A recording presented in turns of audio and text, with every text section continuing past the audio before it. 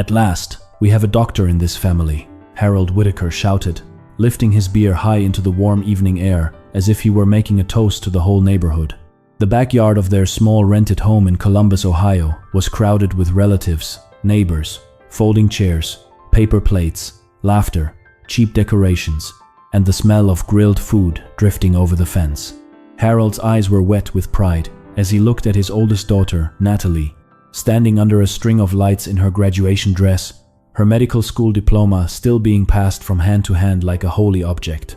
After 6 exhausting years, after loans, late bills, arguments, extra shifts, and sacrifices that had emptied the family's pockets, Natalie had finally become a doctor. "Thank you, Dad," Natalie said, 25 years old, smiling carefully for every phone camera pointed at her. "I promise I'm going to make all of you proud." Harold clapped louder than anyone. "You already have, sweetheart. My daughter is going to save lives. Do you hear me? Save lives." He said it again and again to anyone who would listen, to the neighbor from across the street, to the retired man who mowed lawns, to the cousin who had driven in from Cleveland. She was always the smart one. Since she was a little girl, we knew Natalie was going to become somebody important. Linda, her mother, stood beside him with her hand pressed to her chest, nodding as if every word were proof that the family's suffering had finally been worth it. They had sold the family car to help pay Natalie's tuition at one of the most expensive private universities in the state. They had skipped vacations, delayed rent, borrowed from relatives, and told themselves that one day, when Natalie wore a white coat, all of it would make sense. In the corner of the yard, near a folding table covered with buns, paper napkins, and half-empty soda bottles, Emily Whitaker was moving fast. She was 22, her hair tied back, her sleeves rolled up, her hands working without rest. She flipped burgers, turned corn on the grill, refilled trays, cleaned spills, and smiled whenever someone asked her for something. Emily had just opened her own small sewing studio after years of working in a garment factory, saving every dollar she could, and teaching herself everything that no one in her family cared to understand.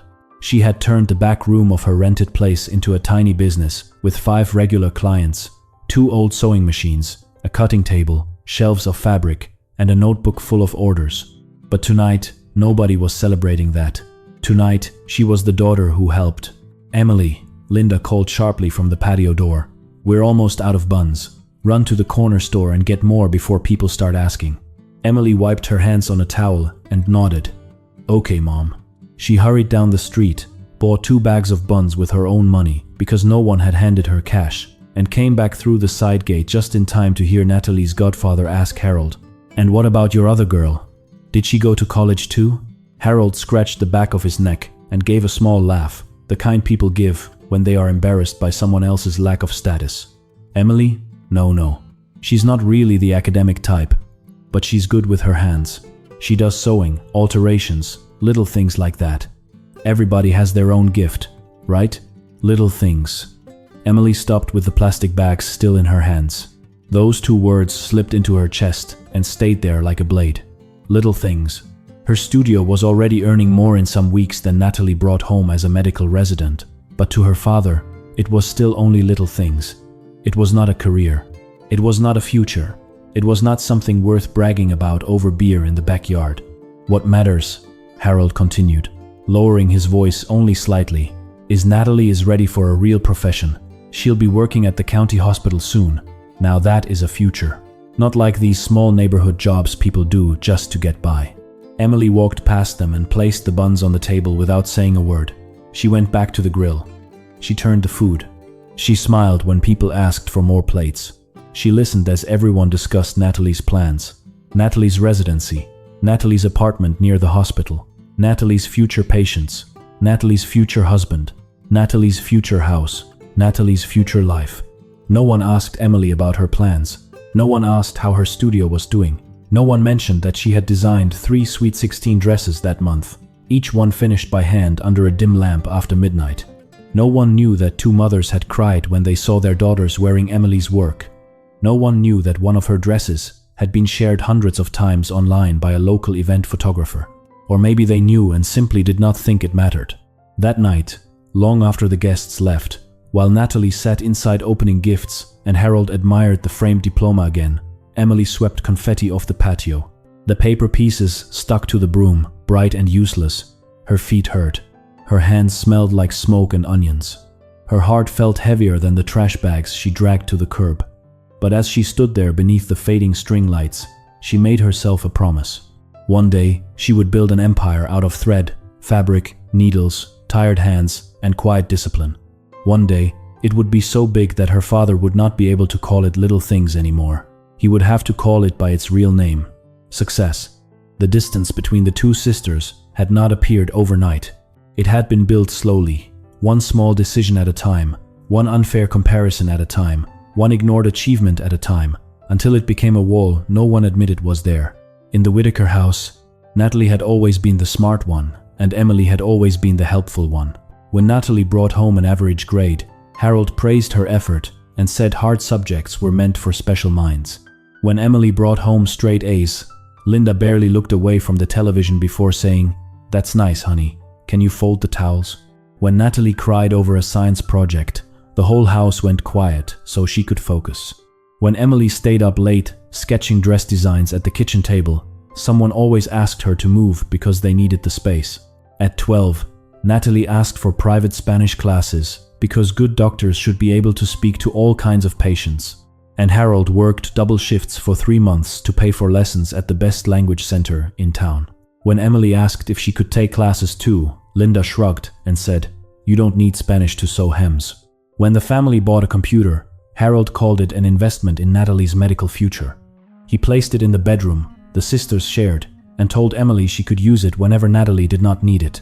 But Natalie always needed it. She needed it for homework, applications, research, practice tests, medical forums, scholarship essays, and late-night study groups. Emily learned to wait. She learned to write ideas in notebooks instead. She learned that in her family, waiting was another name for being second. During high school, Emily won 3 statewide fashion design contests. Her embroidery was featured twice in the local paper. A teacher once told Linda that Emily had rare artistic discipline, the kind that could become a serious career if someone invested in her. Harold clipped the newspaper articles and put them in a shoebox in the closet. He never framed them. Natalie's academic certificate, however, hung in the living room for years. "It's different," Linda explained whenever a neighbor asked why Emily's wins were not celebrated with the same excitement. "Natalie's going into a real profession. That kind of achievement is more serious, more serious." Emily heard that phrase so often, it began to sound like a law. Medicine was serious. Science was serious. A white coat was serious.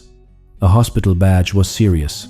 But measuring, cutting, designing, stitching, pleasing customers, managing money, staying up all night to deliver on time, turning cloth into something people treasured, that was not serious. That was just Emily being useful. When it came time to choose college, the family discussion about Emily's future lasted less than 5 minutes. Natalie would go to private medical school, even if that meant selling the car, taking loans, and cutting every family expense down to the bone. Emily could choose a technical program, something short, something affordable, something practical. "You've always been more practical," Harold told her, smiling as though he had given her a compliment. Emily heard what he really meant. Practical meant cheaper. Practical meant less important.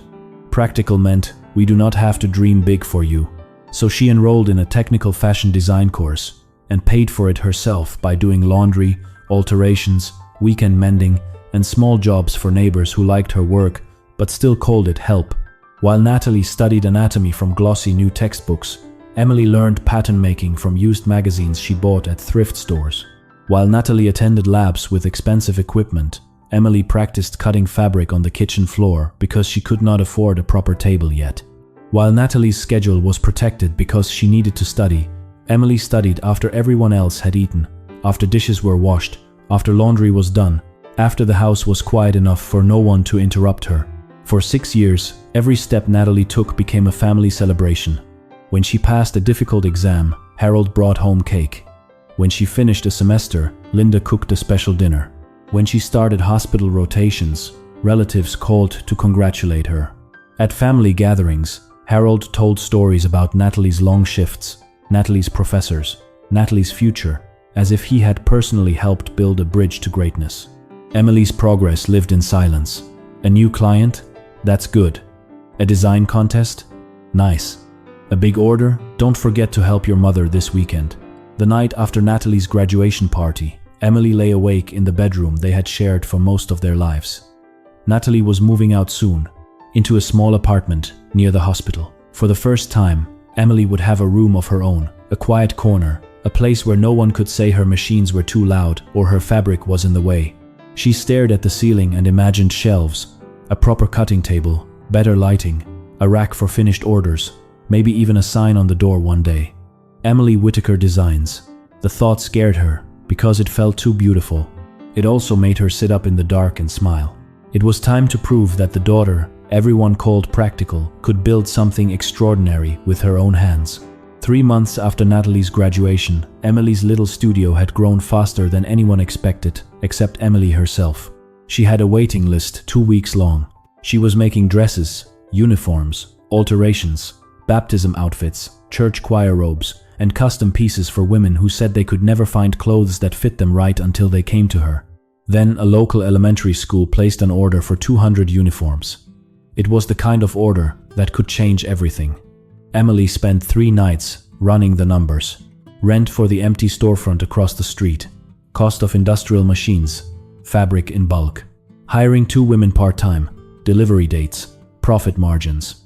She wrote everything down twice, then a 3rd time, then a 4th. She wanted facts, not wishes. She knew what Harold would say if she sounded too excited. So one afternoon, while Harold sat at the dining table sorting bills, Emily gathered her courage and stood beside him. "Dad, I need to talk to you." He did not look up right away. "About what?" "About the studio. What happened? A customer didn't pay." "No. It's good news. I want to expand." Harold finally lifted his eyes from the papers. "Expand? There's a storefront available across the street from my place. If I rent it, I can move the studio out of the back room. I can hire 2 women. I just got an order for 200 school uniforms, and if I buy industrial machines, I can finish faster and take bigger orders." Harold leaned back and gave a short laugh. "Industrial machines? Emily, that sounds like a lot." "It is a lot. But I've done the math. I can cover the first month's rent with the profit from the school order. After that, I can grow." "Grow into what?" "A real business." The words came out firm, but her hands were trembling. Harold looked at her for a moment, then sighed the way he did when he thought someone younger was being foolish. "Sweetheart, listen. It's fine that you have your little sewing room. It keeps you busy. It gives you some money. That's good. But don't start getting ideas that are too big for what this is." Emily swallowed. "It's not just a sewing room. It is sewing, Emily. It's design. It's production. It's customers. It's orders. It's income." "Those are big words," Harold said. "Those are words for real business owners." He stopped himself, but not fast enough. Emily heard the end of the sentence, even though he did not say it. "Not for you." "Not for what, Dad?" she asked quietly. Harold rubbed his forehead. "Don't twist my words. I'm trying to protect you. What if it fails? What if you lose your savings? What if the customers stop coming? What if you sign a lease and can't pay it? You're doing fine where you are. Stay small. Small is safe." Linda came in from the kitchen, drying her hands on a towel. She had clearly been listening. "Your father is right. Besides, when Natalie finishes residency and gets married, she'll need family around. She'll have children one day. You're good with your hands, good around the house. That kind of thing matters too." Emily stared at her mother. "So that's what you think I'm building toward? Babysitting Natalie's future kids?" "Don't be so sensitive," Linda said. "There's honor in keeping a family together." Harold nodded. "Everybody has a role. Natalie is the one who will carry the family name forward. You are the one who keeps everyone grounded." Emily wanted to ask why being grounded always meant being buried, but she did not. She folded her papers, held them against her chest, and walked away. That night, as she washed dishes alone, she heard her parents talking on the back porch. Harold's voice carried through the screen door. "That girl is filling her head with strange ideas. Business owner, she says. As if sewing uniforms is the same as being a doctor." Linda answered softly. "She'll calm down. Emily is a good girl. But she doesn't have Natalie's mind for big things. She should be grateful. Some girls don't even have what she has. Emily turned off the faucet. Water dripped from the plates in her hands. She stood still, listening to the people who had raised her decide the size of her future without asking her permission. Something inside her hardened that night. Not into bitterness. Not exactly. It became a clear, quiet decision. They could underestimate her. They could laugh. They could call her dreams small. But she would not shrink just because their imagination was too limited to see her. 2 weeks later, Harold collapsed at the hardware store, where he had worked for most of his adult life. 1 minute, he was helping a customer find screws and wire. The next, he was on the floor between metal shelves, his face pale, his hand gripping his chest, his breathing broken. Emily got the call while delivering the last batch of elementary school uniforms.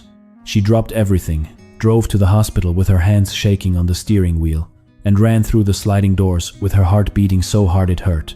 She found Linda in the hallway, crying into a crumpled tissue on a plastic chair. Natalie was there too, still in scrubs, her hair messy from a 24-hour shift, her face gray with exhaustion. A doctor came out and spoke carefully, the way doctors speak when the truth is heavy. Harold had suffered a major heart attack. He needed open-heart surgery. Quickly. A private cardiac center can do it immediately, the doctor said. But the cost is $180,000.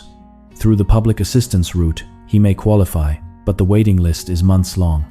Given his condition, waiting is dangerous. Linda turned to Natalie like a drowning woman reaching for a rope. Natalie, you work in a hospital, please. Can't you talk to someone? Can't you move him up the list? Natalie closed her eyes. She looked ashamed and irritated at the same time. Mom, I'm a resident. I don't have that kind of power. I can ask, and I don't have money like that. My salary barely covers rent, loans, gas, and groceries. What about borrowing? Linda whispered. From who? Natalie asked. And with what plan to pay it back? Emily stood there silently, calculating. The uniform order had left her with $25,000 in profit. Her savings account held $30,000 more. $55,000 total. The money for the storefront. The money for the machines. The money she had hidden from doubt and protected from emergencies. Because it was not just money, it was proof. It was the first real door she had ever built for herself. I have some money saved, Emily said. Her voice was so quiet that at first, no one answered. Natalie turned toward her. You do? Yes. Linda blinked through tears.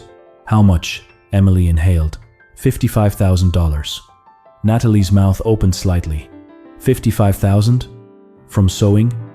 There it was again. From sewing. As if money earned with a needle weighed less than money earned in a hospital. Emily did not argue.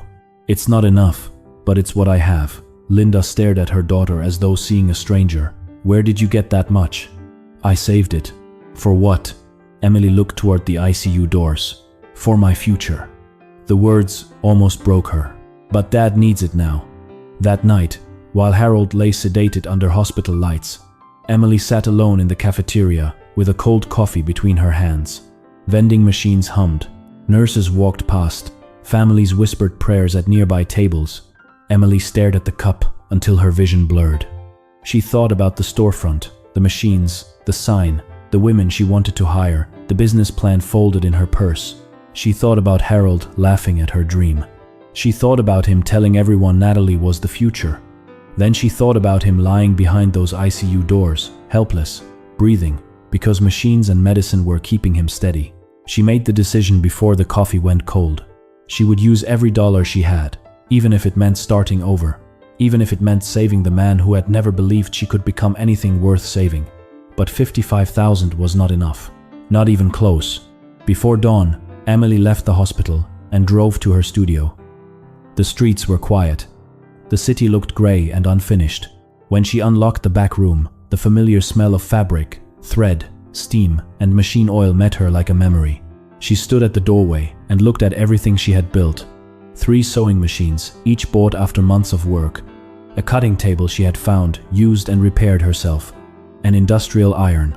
Shelves of fabric. Boxes of zippers, buttons, lace, thread, elastic, measuring tapes, chalk, pins. It did not look like much to people who did not understand. But Emily understood.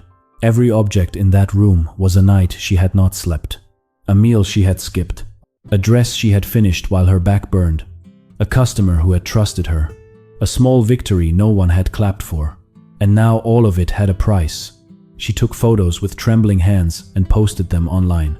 Almost new industrial sewing machines, professional cutting table, industrial iron, full sewing setup. Must sell today. Serious buyers only. By 9 in the morning, Mrs. Barton, the owner of a fabric store downtown, arrived with a measuring tape, a sharp eye, and the calm confidence of someone who knew desperation when she saw it. She tested the machines, examined the motors, checked the table, touched Emily's sample seams, and nodded slowly. "I can give you $85,000 for everything." Emily felt the number hit her stomach. She had paid $120,000 over 3 years. "I need 95, she said. 90, Mrs. Barton replied. "Cash today, that's my final offer." Emily closed her eyes. 90,000 plus 55 made 145,000. Still short, still not enough, but closer. "Deal," she whispered. "But I need the money today." Mrs. Barton nodded. "I'll send my guys in 2 hours." When the woman left, Emily walked to her oldest machine and placed her hand on it. This was the first one, the one she had bought with money saved from factory shifts, laundry jobs, and alterations done after midnight. The machine had carried her through mistakes, rush orders, tears, and first customers. Emily sank to her knees on the concrete floor. For weeks, she had held herself together with numbers and plans. Now the tears came. "God," she whispered, pressing her forehead against the machine table. "I built this alone. Every piece, every customer, every dollar. You know what this meant to me. But if I have to choose between my dream and my father's life, then you already know my answer." She wiped her face, but the tears kept falling. "I don't know how I'll get the rest. I don't know how I'll begin again. I don't know why. You gave me a dream just to ask me to lay it down. But if this is a test, please help me pass it. Please don't let this be the end." By 11, the room was empty. The machines were gone. The table was gone. The iron was gone. Only dust lines remained on the floor, marking the places where her future had stood that morning. Emily held the envelope of cash to her chest and drove back to the hospital. $145,000. Still 35,000 short. Maybe the center would accept a payment plan. Maybe a charity would help. Maybe Natalie could convince someone. Maybe a miracle would happen. Emily no longer had the energy to pretend she did not need one.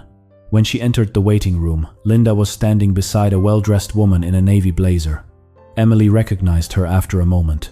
Miss Karen Coleman, the principal of the elementary school that had ordered the uniforms. "Emily," Linda said, wiping her face. "Miss Coleman came to see you." Emily's heart dropped. "Miss Coleman, if this is about the next batch, I promise I can explain. My father is—" "I know," Miss Coleman said gently, taking Emily's hands. "That's why I'm here. Some of the school moms told me what happened." Emily swallowed. "I'm sorry if there's any delay." "This is not about a delay," the principal said. "It's about your work." She opened her purse and pulled out an envelope. "The uniforms you made were exceptional.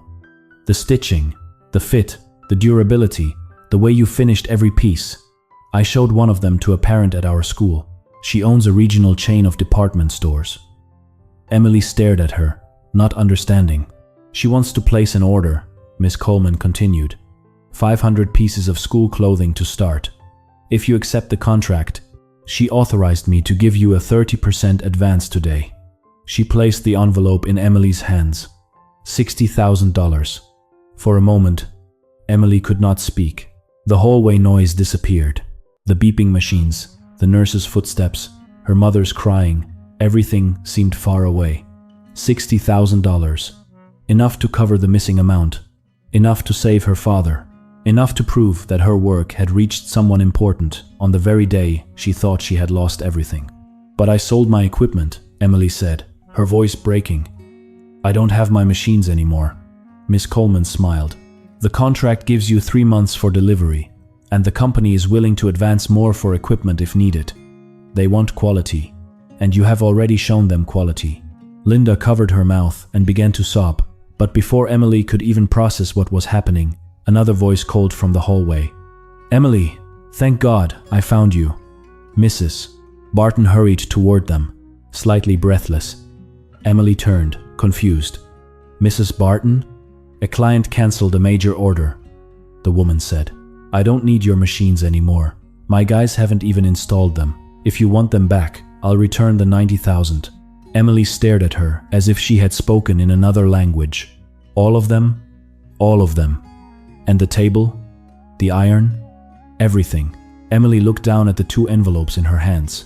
In less than 5 minutes, the world had turned upside down. She had walked into the hospital with a destroyed dream and still not enough money. Now she had enough for Harold's surgery, the biggest contract of her life, and the chance to bring her equipment home. Tears spilled down her face before she could stop them. "God heard me," she whispered. Linda stepped closer, trembling. For the first time in Emily's life, her mother did not look at her as the daughter who ran errands, cooked food, washed dishes, and stayed available. She looked at her as a woman who had just held the family together with strength no one had respected until they needed it. Harold survived the surgery. The recovery was slow and humbling. For 3 months, he could not work. He lay in bed with a healing chest, weak hands, and too much time to think. And during those months, he saw what he had refused to see for 22 years. He saw Emily wake up before sunrise, drive to the hospital to check on him, speak with nurses, organize medication, then rush back to her studio and work 12 hours without complaint. He saw her bring dinner at night, pay for prescriptions, answer customer calls in the hallway, and fall asleep in a chair with thread still stuck to her sleeves.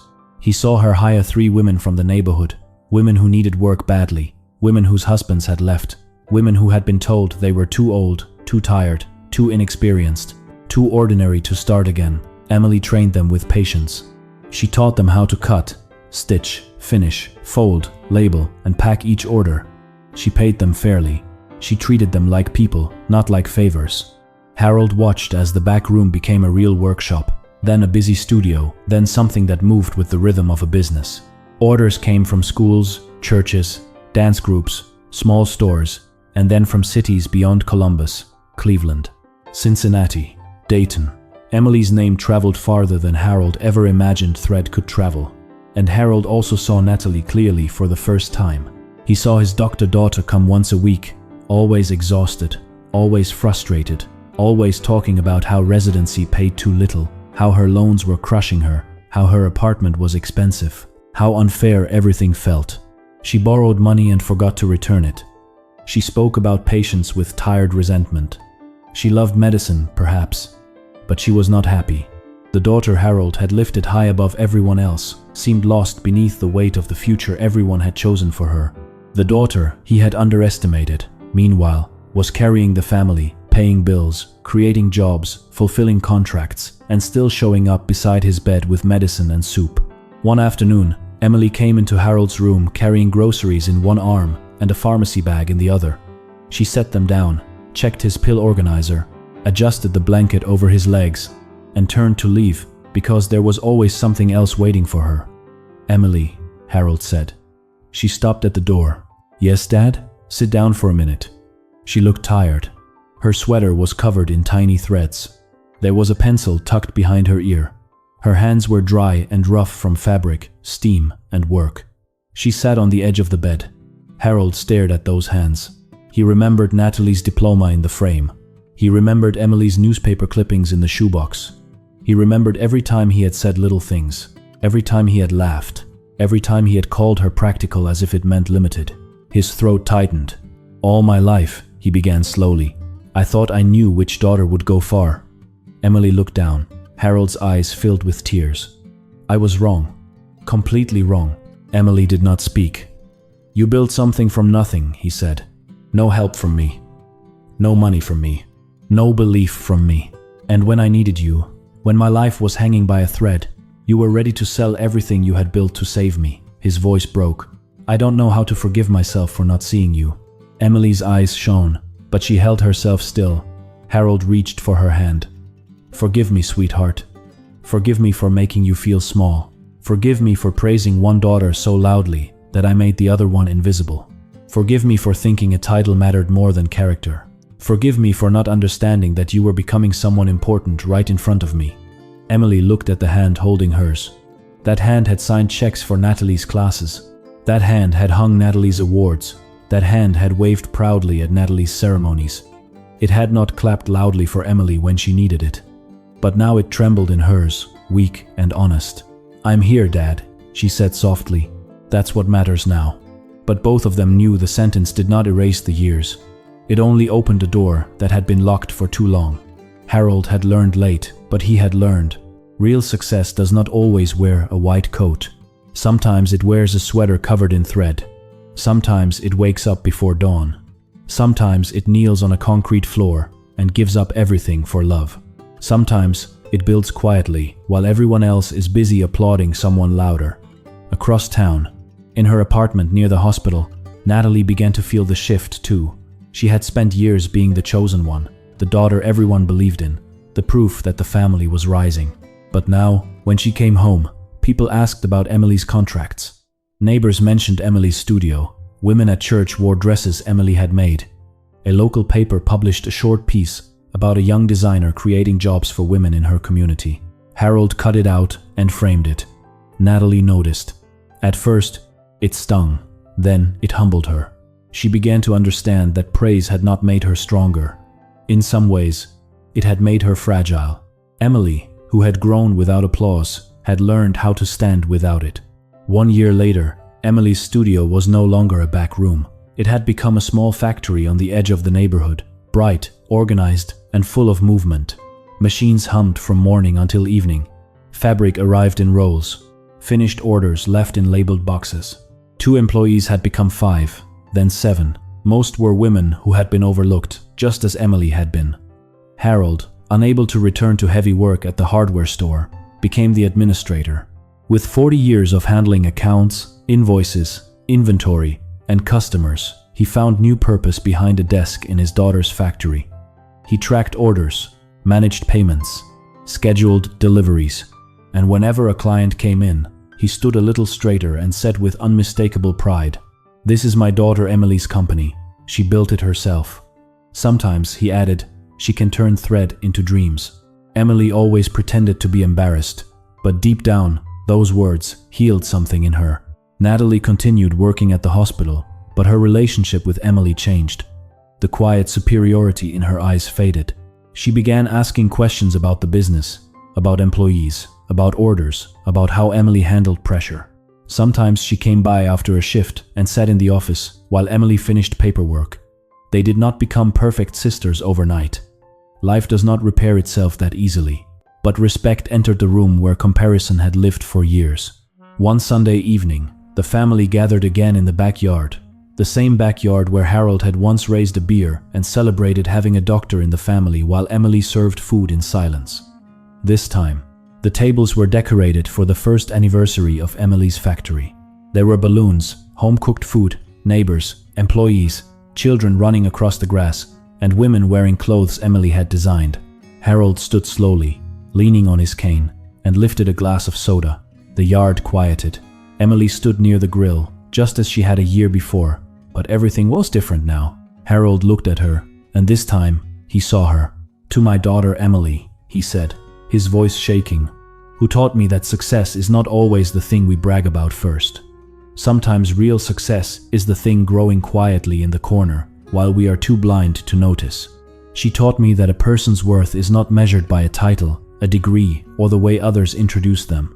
It is measured by what they build, what they give, and how they stand when life asks them to sacrifice." Linda wiped her eyes. Natalie looked down, then smiled at her sister. Harold continued, "I once thought Emily was only good with her hands. I was wrong. Her hands built a business. Her hands saved my life. Her hands gave work to women who needed hope. And her heart kept this family together when none of us deserved it." Emily covered her mouth, tears slipping down her face. For years, she had imagined success as a moment when her father would finally admit she was not small. She thought it would feel like victory. Instead, it felt softer. It felt like grief leaving the body slowly. It felt like a little girl inside her finally being told, "I see you." Harold raised his glass higher. To Emily, the daughter I should have seen sooner. Everyone clapped. This time, Emily did not stand in the corner serving others while someone else received the light. This time, the light was hers. Life had come full circle. The invisible daughter had become the brightest flame in the family, not because she was finally praised, but because she had never stopped building, even when no one praised her at all. And if this story touched your heart, share it with someone who needs to remember this. The world may overlook your quiet work. Even the people closest to you may misunderstand your gift. They may call your dream small because they do not have the vision to see what it can become. But what you build with discipline, love, sacrifice, and faith cannot truly be taken away. God sees the late nights. God sees the tired hands. God sees the tears you wipe away before walking back into the room. And sometimes, when people finally open their eyes, they realize the person they underestimated was the one holding everything together all along.